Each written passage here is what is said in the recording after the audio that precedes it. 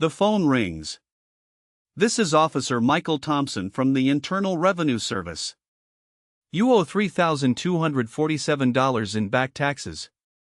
A warrant has been issued for your arrest. You have two options: pay now by gift card, or federal agents will be at your door within the hour. You know this is a scam. But 15,000 Americans didn't. They paid. In iTunes gift cards. Over the phone. To strangers in India. And in 1 year, those strangers collected $75 million. In 2015 and 2016, an epidemic of IRS impersonation calls swept across the United States. The calls seemed to come from legitimate IRS phone numbers. The callers used technology called spoofing to make any number appear on the recipient's caller ID. The callers spoke with American accents, used real IRS terminology, had detailed scripts, and were trained to respond to every objection. They targeted elderly Americans specifically. People who grew up in an era when a call from a government official was unambiguously real. People who had spent their lives following the rules and for whom a tax problem represented genuine terror. The operation was run out of call centers in Ahmedabad, India. It employed hundreds of people. It had managers, trainers, scripts in multiple regional American dialects, and a sophisticated money laundering network to move the funds out of the country before anyone could trace them. It was, in every meaningful sense, a corporation. A corporation whose product was fear. The script was refined over months into a precision instrument. The caller established authority immediately. They had the target's name, their address, sometimes their last 4 digits of their social security number, purchased in bulk from data breach marketplaces on the dark web for pennies per record. This personal information was crucial. It transformed a cold call into something that felt like an official government contact. The threat was calibrated carefully. Not, "You might owe taxes." Not, "We'd like to discuss your account." But, "A warrant has been issued. Federal agents are coming. You have 1 hour." Urgency. Threat. Authority. Specificity. These 4 elements together bypass rational thought and trigger the fight-or-flight response. When a human being is genuinely afraid, the prefrontal cortex, the part of the brain responsible for critical thinking, partially disengages. We become reactive rather than analytical. The callers knew this. They were trained to keep the pressure on, to not give the target time to think, to ask questions, to call someone. Do not hang up. Do not call anyone.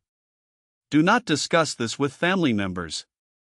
This is a federal matter and any disclosure could result in additional charges. Isolation. The con artist's most powerful tool. The payment method iTunes gift cards was chosen for one reason: it is instant and irreversible. The caller would instruct the target to go to a drugstore, purchase iTunes cards, scratch off the back, and read the codes aloud on the phone. The codes were forwarded to associates in the US who immediately redeemed them, converting them to cryptocurrency before anyone could intervene. From phone call to untraceable funds, approximately 20 minutes. The investigation began when a Wells Fargo bank teller in Arizona noticed something wrong. An elderly woman was withdrawing $15,000 in cash. She was visibly distressed. When the teller gently asked if she was all right, the woman said she was in trouble with the IRS and needed to pay immediately. The teller knew this was wrong. She called her manager. They persuaded the woman to wait while they called the real IRS. The real IRS confirmed, no warrant, no debt, no agents. The woman had been on the phone with the scammers for 4 hours. That bank teller's intervention became one of the first documented cases that helped investigators understand the pattern. Over the following months, the IRS, the FTC, and the Justice Department began building a picture of the operation. The scale was staggering. Between 2012 and 2016, an estimated 50 million Americans received IRS scam calls. The operation had defrauded over 15,000 victims. The average payment was $5,000. In October 2016, Indian authorities working with U.S. law enforcement raided call centers in Ahmedabad and other cities.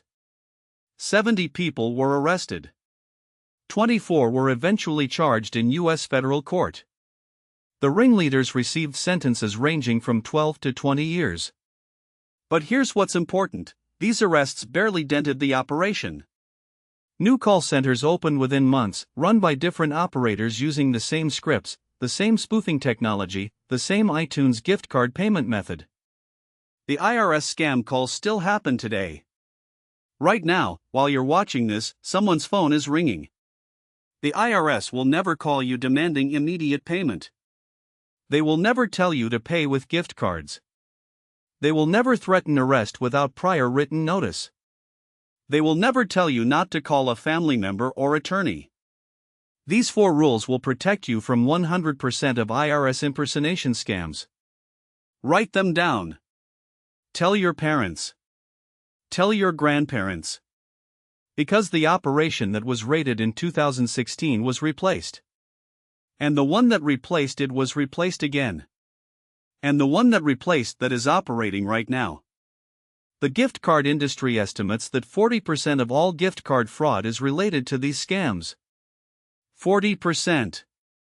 This is not a niche crime. This is an industry. Subscribe.